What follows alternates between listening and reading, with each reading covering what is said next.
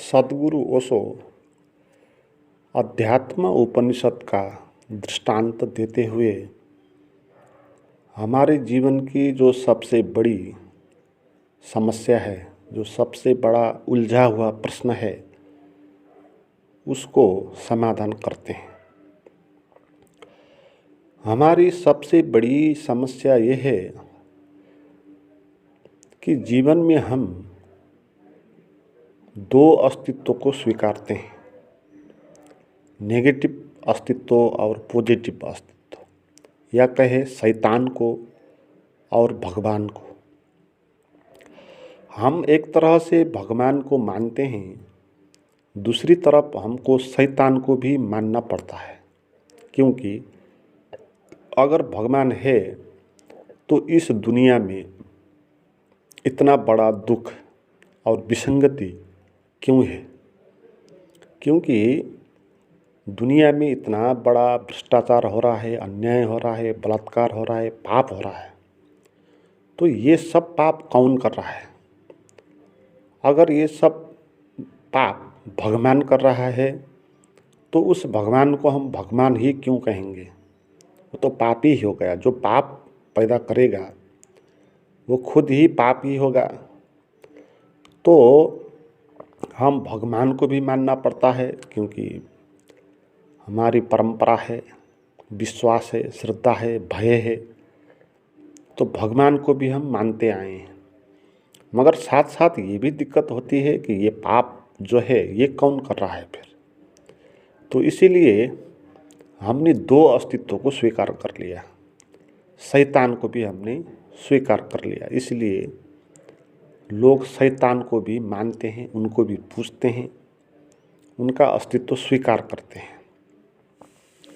मगर ये बात बिल्कुल झूठ होती है, तार्किक नहीं है। क्योंकि अगर शैतान होता है तो उस शैतान को किसने बनाया, ये प्रश्न पूछना है।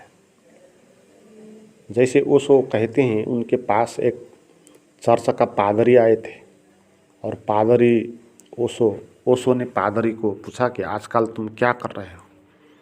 और पादरी बताता है, मैं शैतान से लड़ रहा हूँ, पाप से लड़ रहा हूँ। तो ओशो कहते हैं, तो ये पाप किसने बनाया? पादरी कहता है, वो शैतान ने बनाया। फिर ओशो कहते हैं कि शैतान को किसने बनाया? फिर पादरी चुप रह जाता है, क्योंकि उसके पास कोई आंसर है नहीं।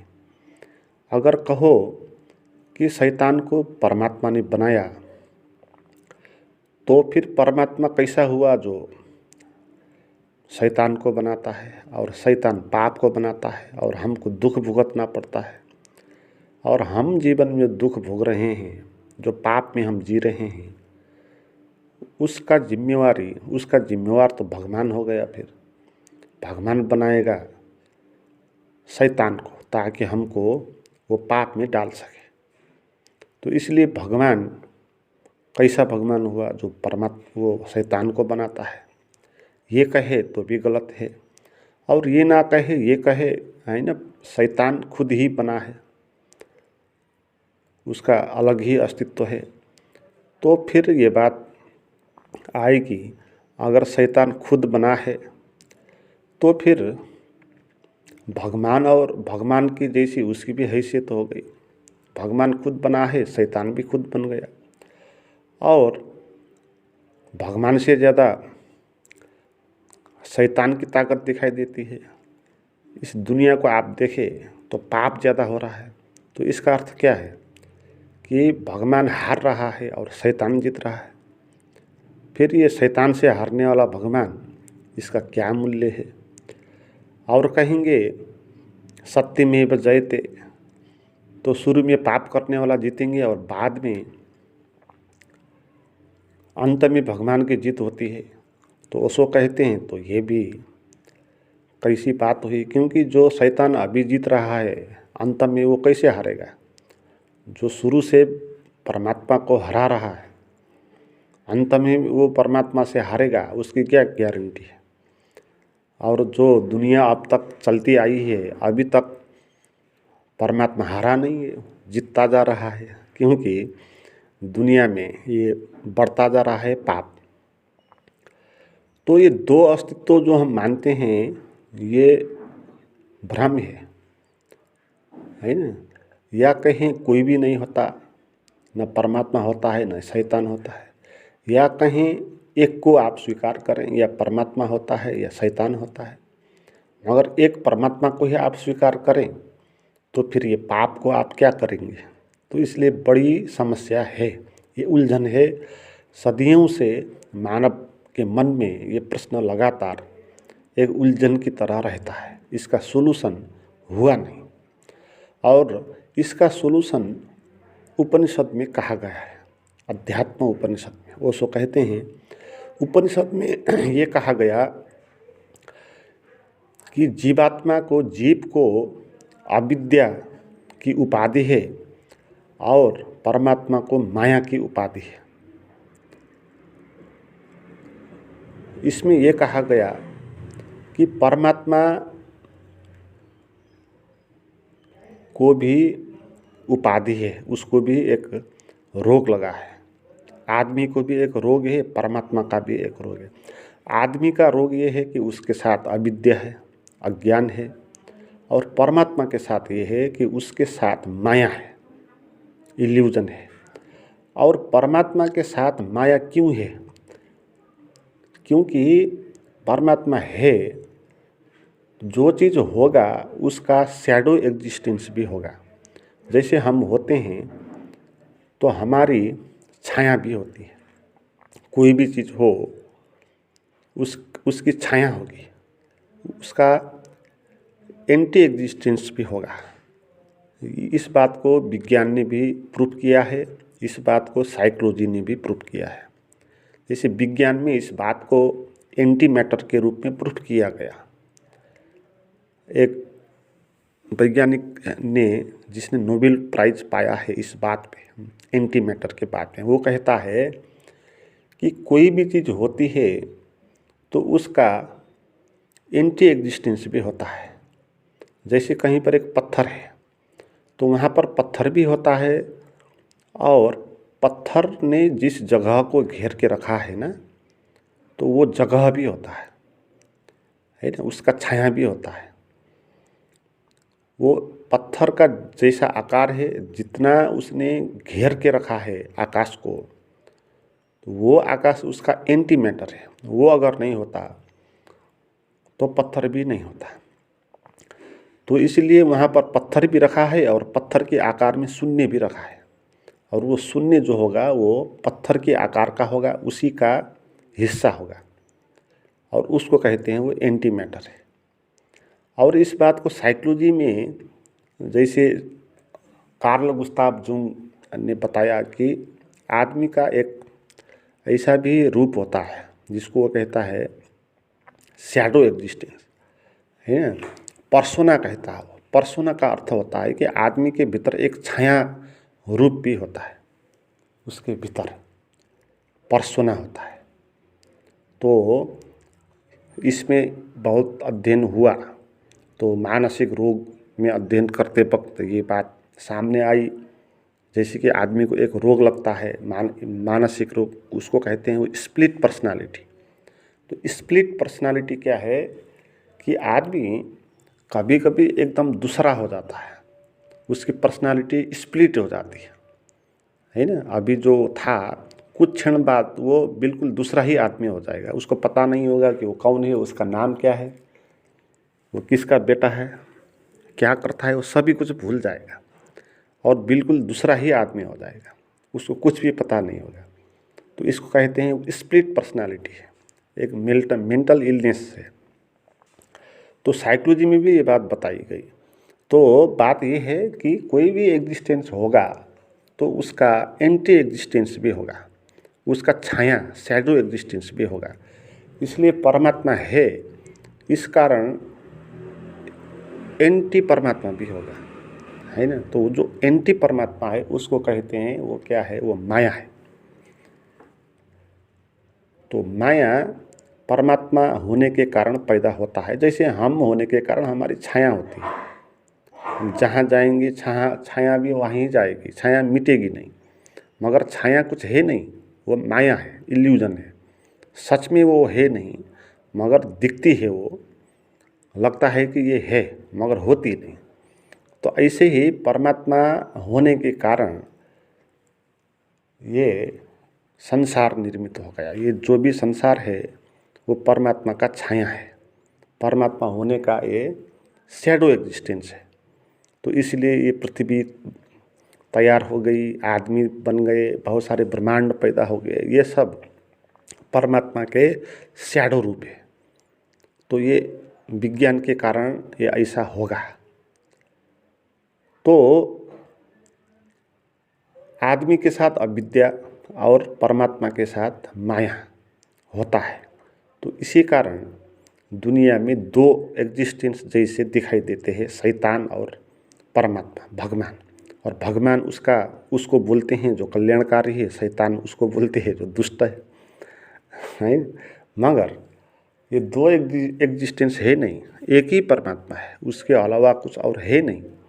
और परमात्मा होने के कारण वो शैडो एग्जिस्टेंस बनता है और उसमें हम इल्यूजन में पड़ जाते हैं। और परमात्मा को माया होने के कारण कोई दिक्कत है नहीं, है ना। परमात्मा को माया होने के कारण कोई दिक्कत है नहीं। माया अपनी जगह होगी और परमात्मा को उससे कोई लेना देना नहीं होगा। जैसे हमारे होने से छाया होता है, तो छाया होने से हमको कोई दिक्कत नहीं होता है, हम चलेंगे और साथ साथ में छाया भी चलेगी। तो और छाया हमको कुछ भी नहीं करेगी, तो वो अलग ही होगी, हम अलग ही होंगे। मगर आदमी के साथ क्या है, अविद्या है। तो आदमी के साथ अविद्या का क्या अर्थ है कि आदमी ने उस शैडो एग्जिस्टेंस को सच मान लिया, तो आदमी इल्यूजन में पड़ गया। परमात्मा तो इल्यूजन में नहीं है ना, मगर आदमी इल्यूजन में पड़ गया क्योंकि आदमी ने शैडो एग्जिस्टेंस को मान लिया कि वो सच है। आदमी ने मान लिया कि वो छाया है, उसको मान लिया वो सच है ना। जैसे कोई एक आदमी है जिसने अभी तक छाया को देखा नहीं, छाया को जाना नहीं, और पहली बार वो चल रहा है कहीं पर, उसने अपना छाया देख लिया, तो वो क्या मानेगा उसको, वो भूत प्रेत मानेगा, है ना। जिसने कभी भी छाया होती है ये बात जानी नहीं, पहली बार उसने कहीं पर देखा अपनी छाया को, तो उसको वो सच मानेगा, भयभीत हो जाएगा ना उसे, क्या है, जहाँ जहाँ मैं जाता हूँ वहाँ वहाँ ये छाया भी जाती है। तो एकदम से घबरा जाएगा और दूर भागने लगेगा। और जितना वो दूर भागने लगेगा, पीछे पीछे छाया भी भागने लगेगी और वो और मुसीबत में पड़ जाएगा। और वो उस छाया को और सत्य मानने लगेगा क्योंकि वो भी चल रही है ना। तो ये संसार जो है, हम इसमें ऐसे ही इसको सत्य मानने लगे। जैसे छाया को कोई सत्य मान ले, ऐसे ही हमने इस संसार को सत्य मान लिया, हमने इस शरीर को सत्य मान लिया, इस मैं को सत्य मान लिया, है ना। तो इस अविद्या के कारण हम अज्ञान में, अशांति में, तनाव में जी रहे हैं। तो ये कोई शैतान नहीं कर रहा है ना, परमात्मा भी नहीं कर रहा है। हमारा जो अज्ञान है उसका कारण ये निर्मित हो रहा है। परमात्मा के पास भी माया है मगर परमात्मा के पास अज्ञान नहीं है, हमारे पास अज्ञान है। तो इसीलिए हमको ये संसार पीड़ा महसूस होता है। मगर जब कोई आदमी जान ले ये छाया है, शैडो एग्जिस्टेंस है, कुछ सत्य है नहीं, ये शरीर मेरा छाया है, मैं नहीं, ये मन भी मेरा छाया है, मैं नहीं, तो इस तरह कोई जानेगा और अपने स्वभाव में स्थिर हो जाएगा, तो वो परमात्मा हो जाएगा। फिर उसका जो अविद्या है वो लीन हो जाएगा। इसलिए उपनिषद में कहते हैं, जब परमात्मा से आदमी का मिलन होता है तब उसकी जो अविद्या है वो खो जाती है। वो कहाँ खो जाती है, वो परमात्मा की जो माया है वो माया में खो जाती है। और हम भी परमात्मा जैसे होते हैं, माया खो जाएगी, होगी, होकर भी हमको प्रभावित नहीं करेगी, हम स्वयं में स्थिर हो जाएंगे। तो परमात्मा तक पहुंचने के लिए हमको इस इल्यूजन से बाहर आना होगा। इस बात से बाहर आना होगा इस इल्यूजन से। और इस इल्यूजन से हम कैसे बाहर आएंगे? पहले तो समझना होगा कि ये कोई शैतान ने नहीं बनाया, किसी ने हमको दंड दिया नहीं है। जो भी हमारे जीवन में तनाव है, पाप है, ये हमने खुद ही इल्यूजन में पड़ गया, हमने छाया को सच मान लिया। तो अब हमको इस छाया को मिटाना होगा। और कैसे मिटाएंगे? इसको जान के, है ना। और ये छाया कैसे बनती है? हमारे मैं से। जैसे परमात्मा का होने के कारण माया बन गया और हमारे होने के कारण अज्ञान बन गया, अविद्या हो गई। और अविद्या क्यों हुई? क्योंकि वो हमारी शैडो एग्जिस्टेंस है और हमने अपने को मैं मान के रखा है ना।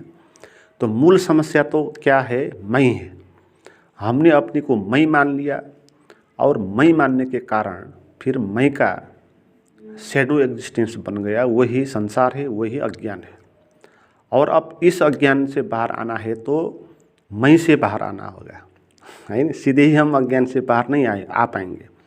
जब तक मैं रहेगा तब तक उसका छाया भी बना ही रहेगा। तो अज्ञान से यहाँ आप कभी भी बाहर नहीं आ पाओगे। तभी आ पाओगे जब आप अपना मैं को मिटा दोगे, है ना। और मैं को कैसे मिटाओगे?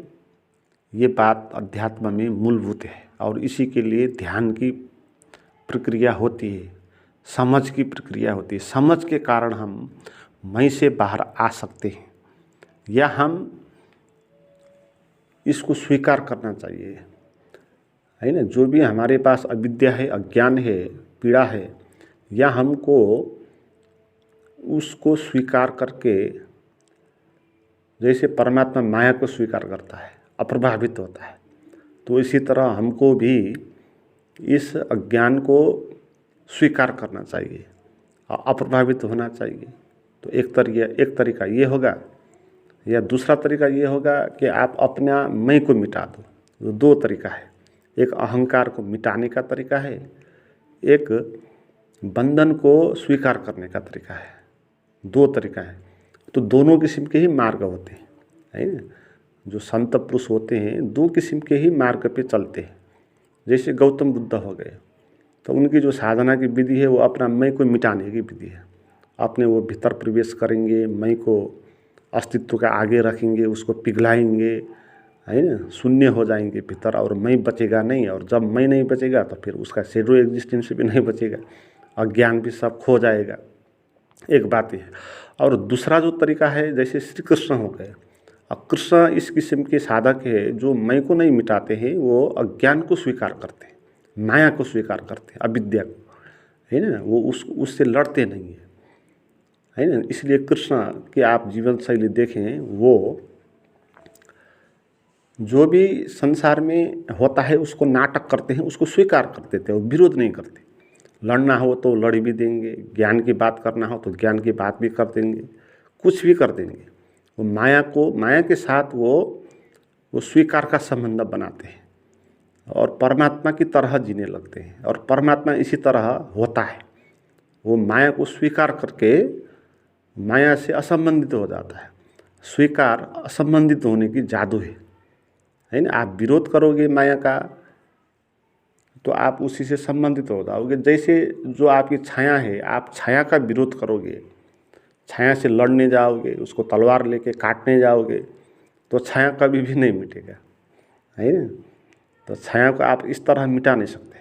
मगर दूसरी बात ये होगी, आप स्वीकार कर दो छाया को, है ना। आप जानो कि ये ठीक है, मैं हूँ, इसीलिए मेरा ये छाया है, तो आप उसको स्वीकार कर दो। आप स्वीकार करोगे तो छाया होगी, तो भी आप पर वो प्रभाव नहीं डालेगी। मित्रों, आप मेरे द्वारा प्रतिपादित जो मेडिटेशन की गाइडेड वीडियोज हैं वो प्राप्त करके ध्यान में गहरा उतरना चाहते हैं तो मुझे चैट कर सकते हो। उसके लिए आप मुझे डिस्क्रिप्शन में दिया हुआ लिंक पर बात करें।